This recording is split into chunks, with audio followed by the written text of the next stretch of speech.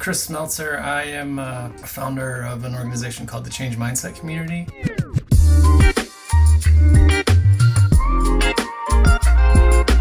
We are really focused on helping organizations build the capability to change, right? And we do that by helping individuals and leaders kind of understand how to thrive through times of change. So my background is I'm about a 12-year management consultant, had helped a lot of organizations manage large-scale, complex global change. And what's really occurred to me is, in a lot of these change programs, we never step back and say, how do you as an individual navigate change? How do you develop that capability to actually navigate change? You've been told your whole life change is constant and you're just expected to figure out, but there's some cutting edge research in neuroscience and positive psychology and human flourishing where we can actually teach people to kind of offset some of the triggers that come up for us when we experience change to thrive through that. And so that's what I'm really passionate about, and I'm super excited to be here with this great panel to share some of my insights and learnings.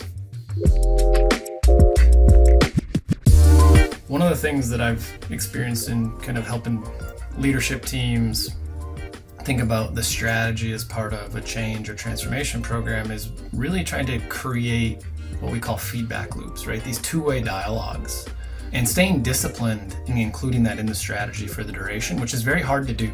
If you can instill that and execute on those two-way dialogues, then the feedback you get from that, kind of the data, you can use that to adapt the change plan as you're going. We hear what people are saying, so we assess maybe how they're understanding or what they're trusting. Use that feedback to then adjust the tactics that we use throughout the change program. But it's really hard to stay disciplined on that feedback loop piece, because I think that's pretty scary for a lot of leaders, honestly, is to open up and to listen to what people have to say and then transparently show it back. And that's more than a twice a year engagement survey. One strategy to incorporate is feedback loops, and then tactically make sure you stick to that and apply that back, what you learn from there, to keep the plan agile. Well, one of the things that I've been trying to work with leaders and organizations on is kind of this concept of like, how do you democratize the change, right? And so I'll give you a brief analogy. I'm not a parent myself, but I've read that if you have a 4-year-old and that 4-year-old's being resistant to going to bed, right? What an expert suggests you do is you ask that 4-year-old, before you get in bed tonight at 8 o'clock, do you want me to read you a story or do you want me to tell you a story? And what you've done is you've shifted that 4-year-old's mindset to think that they have a buy-in in going to bed at 8 o'clock. When going to bed at 8 o'clock has really never been up for debate. But how I get into bed at 8 o'clock has now I've shifted my mindset to feel that I'm a part of that decision.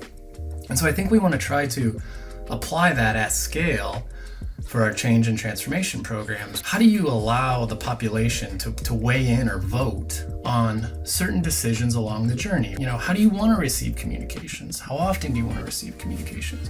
Do you want to be a tester? Do you want to be trained? How do you want to be trained? Do you want to be involved in design processes? Tailor the experience to certain people.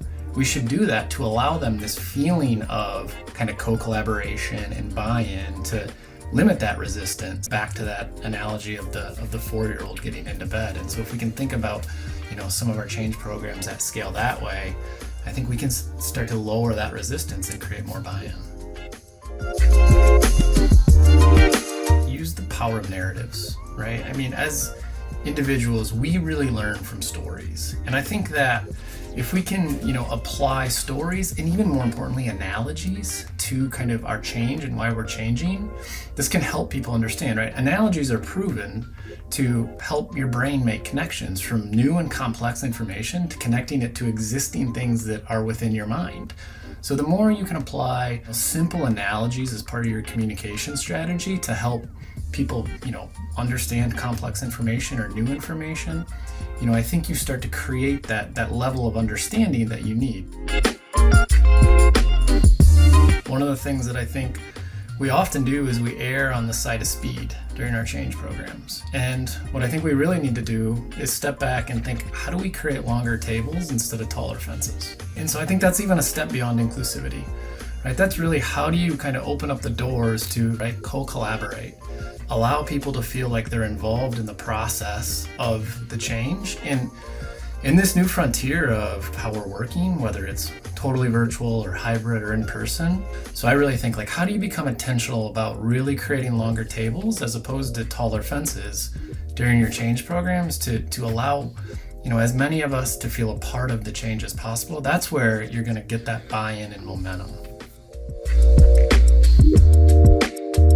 I think as HR, I just say two things quickly. One is you need to kind of shift your mindset and stop thinking about change as episodic. It's everywhere, it's constant, it's dynamic. Start to think about change as a capability. It's a capability you as yourself need to develop, and then you need to think about the programs that can develop it in the leaders you're supporting as HR, and then as well as the employee populations that you're supporting as HR. So your talent development, talent management, learning development strategies need to take this aspect of teaching people how to navigate change as part of a strategic initiative as part of HR.